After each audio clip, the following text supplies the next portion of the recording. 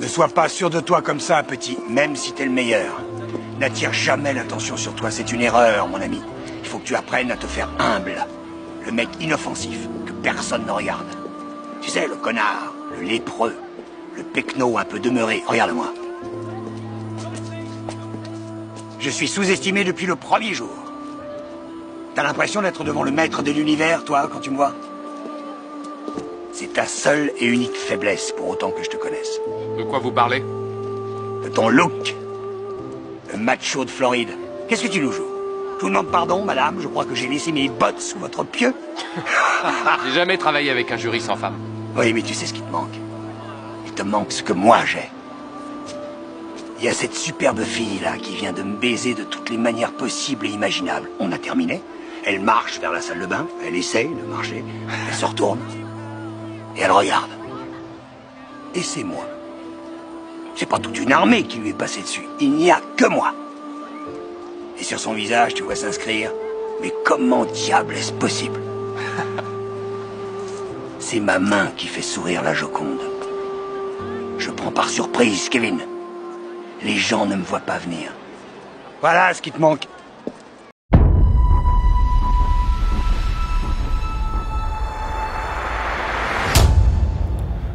Votre côté obscur, ou ce que Carl Gustav Jung appelle votre ombre, fait partie de vous. Elle doit être intégrée, donc c'est très difficile lorsqu'on a été éduqué pour être une bonne personne, d'assimiler l'ombre qui est en nous. Qu'est-ce que l'ombre? L'ombre, c'est ce que tu refoules. Ce que tu refoules et qui fait partie de toi. Comme diraient mes frères vaudouisants, ton ombre, c'est aussi ton ange gardien. C'est même ton ange gardien. En réalité, nous sommes tous des victimes. Facile à manipuler, facile à détourner de notre but. Et pour rester fixé sur ses objectifs, pour ne pas se laisser vaciller par l'ennemi, il est urgent de maîtriser son ombre et surtout d'être à l'aise avec son ombre. La vérité, c'est que nous allons tous mourir. Et c'est ce qui nous fait peur, en fait. Alors que c'est inéluctable, nous ne pourrons pas échapper à cette réalité. Nous voulons plus de temps, nous voulons plus de relations, nous voulons plus de sexe, nous voulons plus d'argent. Mais au bout du tunnel, il y a la mort. Notre corps froid, c'est tout ce qu'il restera. Et donc vivre en acceptant la mort, c'est vivre aussi en acceptant son ombre, parce que son ombre a fait partie de la mort, comme on le dit ici dans le cercle. Pour ceux qui sont adeptes de notre philosophie, le monde de la mort, c'est le monde des hommes, et le monde des vivants, c'est le monde des femmes. Nous sommes ici dans le monde des femmes. C'est pourquoi l'homme s'évertue à être éternel pour marquer l'éternité et pour vivre auprès des morts, là où se situe son réel royaume. Et donc, une fois qu'on accepte la mort, on accepte de vivre avec dignité, on accepte de vivre comme on doit vivre, parce que les choses peuvent se finir là tout de suite.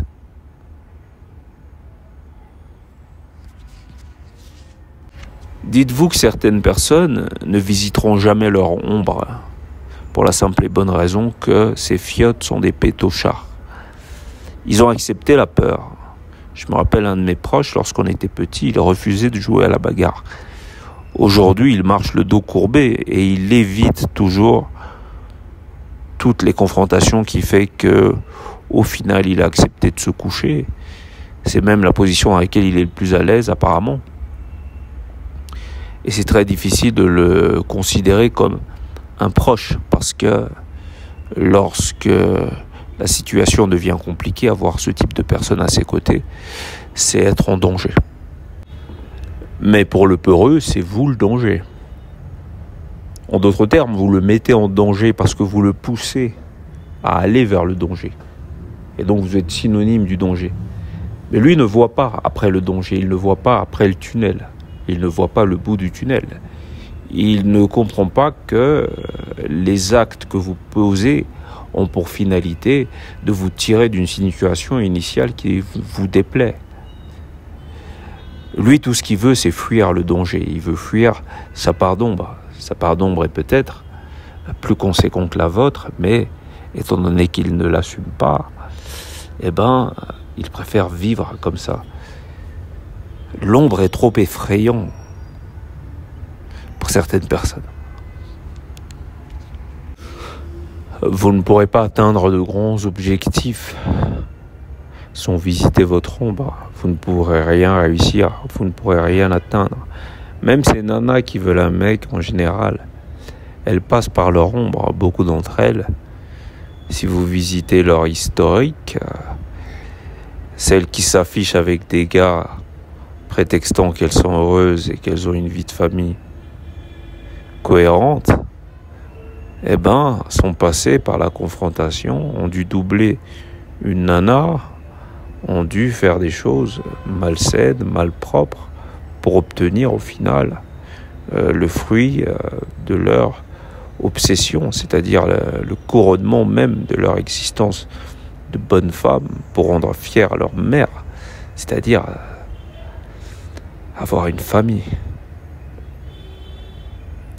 ou être marié ou je sais pas quelle connerie de bonne femme.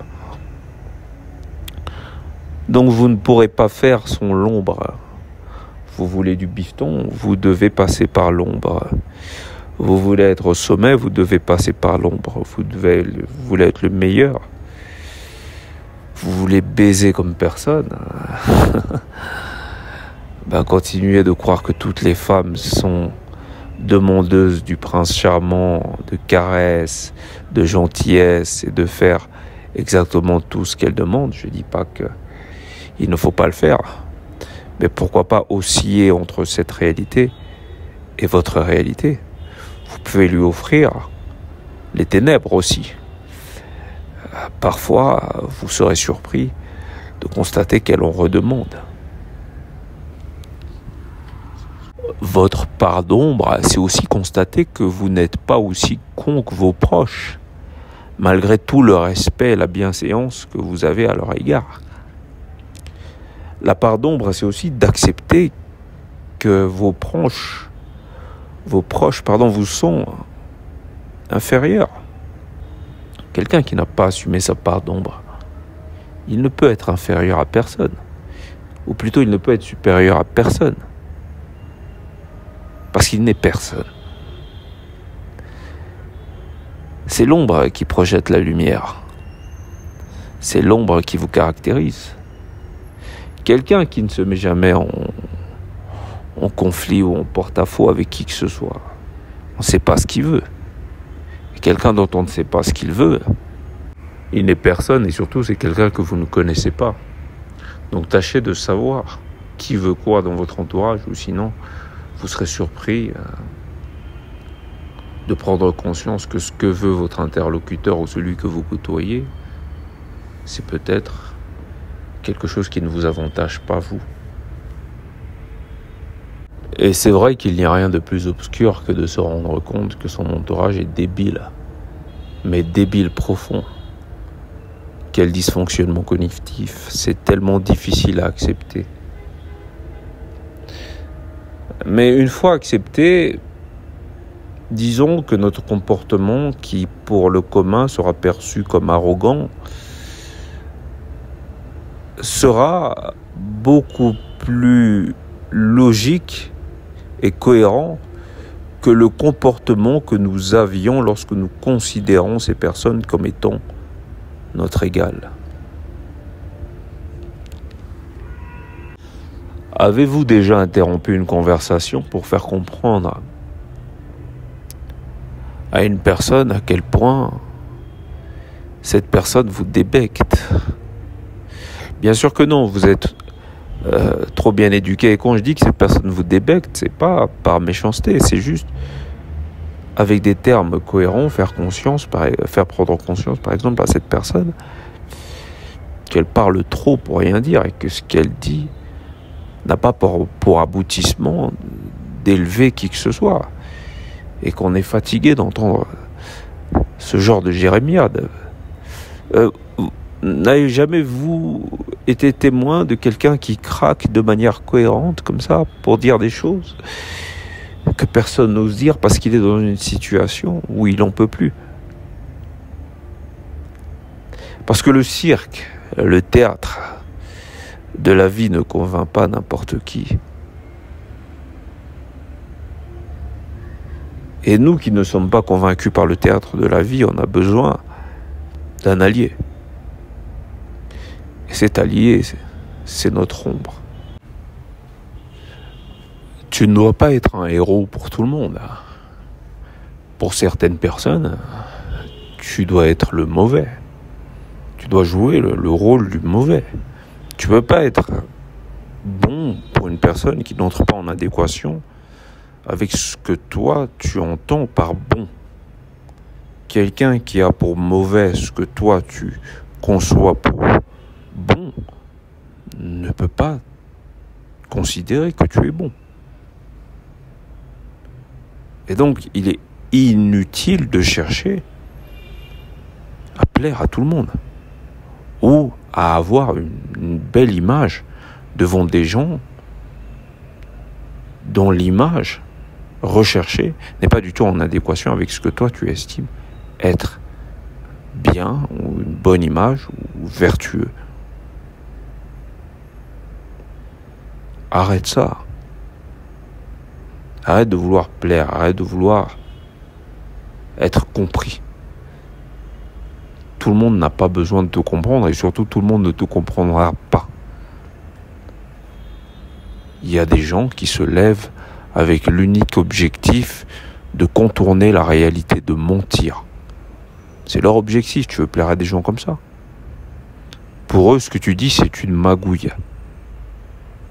J'avais un proche comme ça qui pensait que j'étais un magouilleur parce que j'avais toujours le juste mot au coin des lèvres.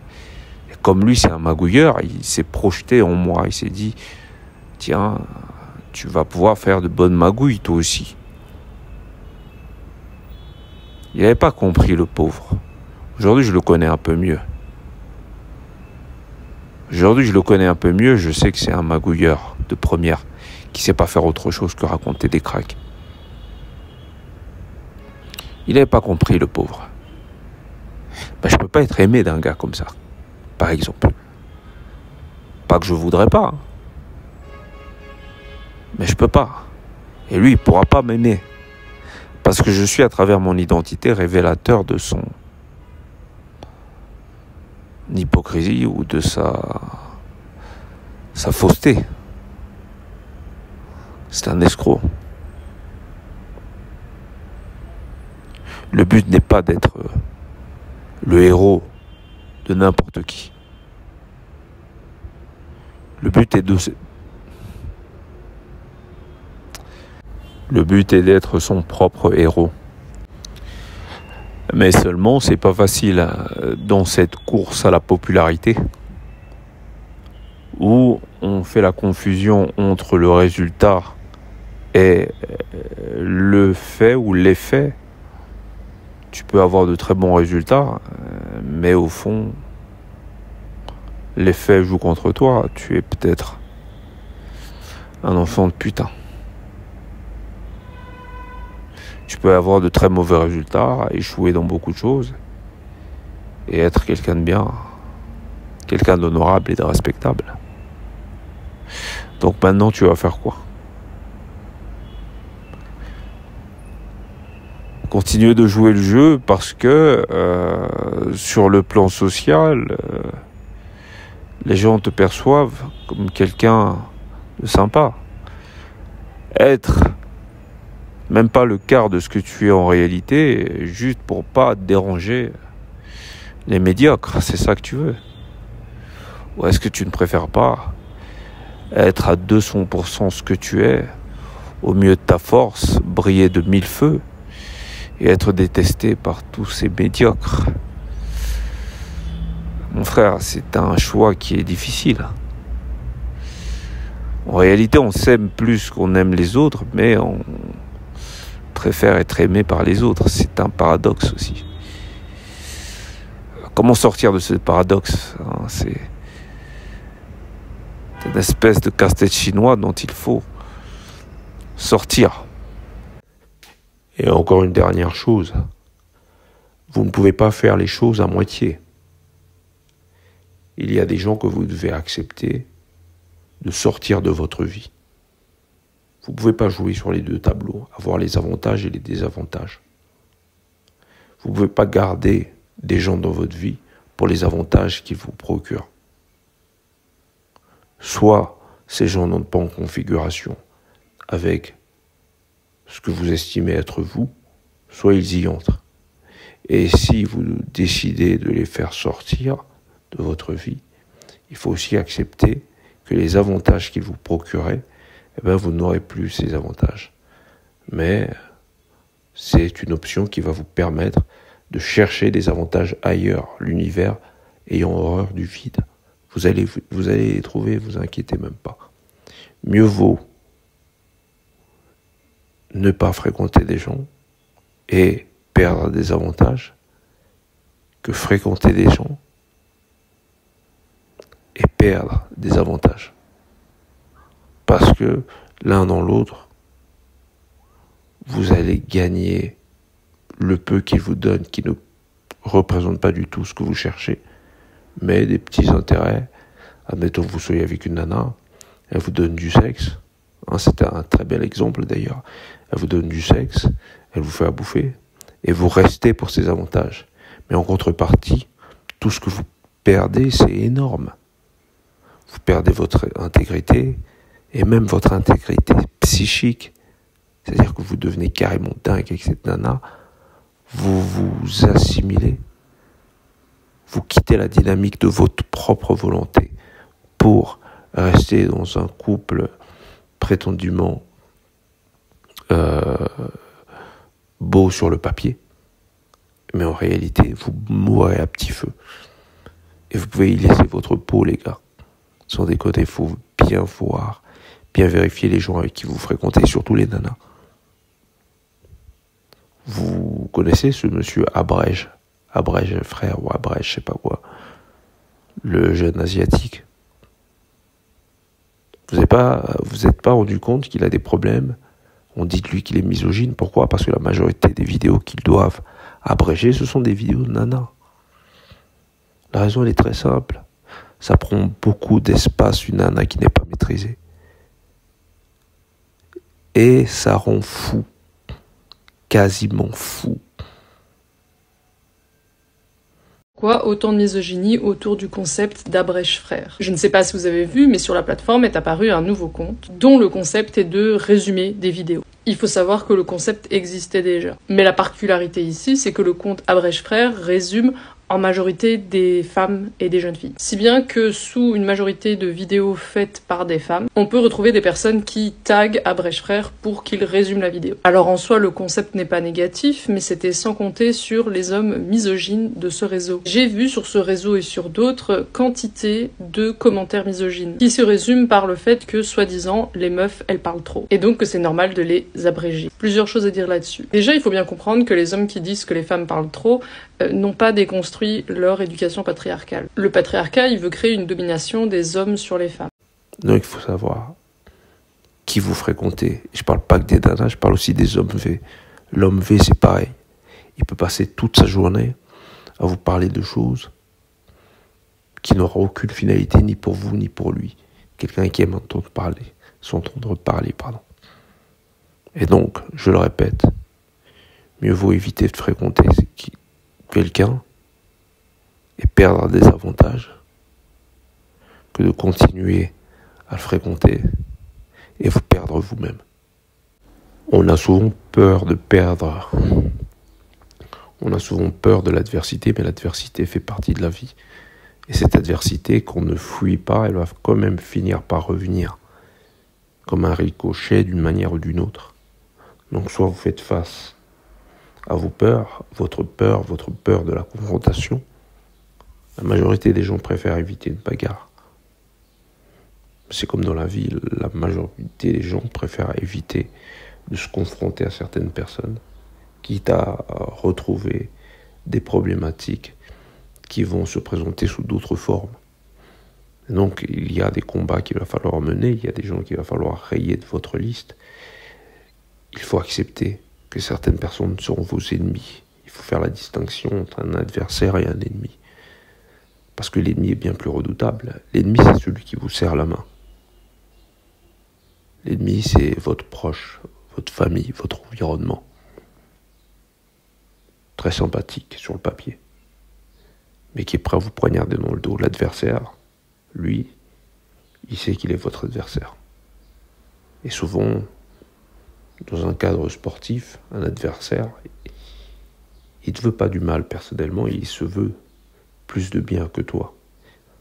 C'est au plus fort qu'il l'emportera. Donc mieux vaut garder des adversaires, c'est beaucoup plus pratique que garder des ennemis. C'est-à-dire des gens qui de toute manière n'entrent pas en configuration avec votre réalité. Et de toute manière, ils n'accepteront pas ce que vous êtes parce que ça leur est supérieur. Et des gens comme ça, il faut les éviter. Ce sont des parasites qui adorent s'accrocher aux autres, surtout quand ils sentent qu'il y a du miel. Il faut leur montrer clairement que vous n'êtes pas du tout du même game. Vous ne jouez pas pareil, vous ne jouez pas dans la même cour. Il faut éviter de faire le gentil pour ne pas susciter leur animosité. Parce qu'en réalité, ils ont de l'animosité non pas pour vous, mais pour ce que vous êtes. Et donc si vous voulez laisser briller votre lumière, vous ne pouvez pas les garder à votre côté.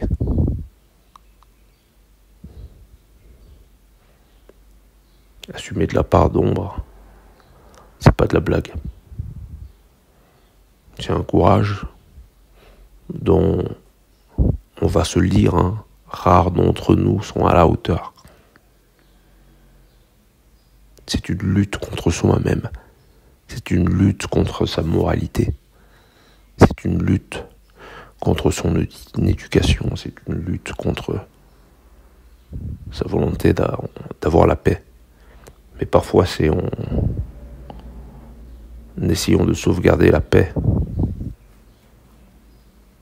qu'on se dirige vers la guerre. Qui veut la paix prépare la guerre. C'est comme ça que ça fonctionne. Et ce confort de surface que vous avez pendant les jours de paix et que vous essayez de préserver, c'est ce qui va activer dans l'avenir des jours pénibles. Et donc mieux vaut crever l'abcès le plus vite possible avant que les choses s'empirent. Et c'est votre rôle d'homme. Merci, au revoir.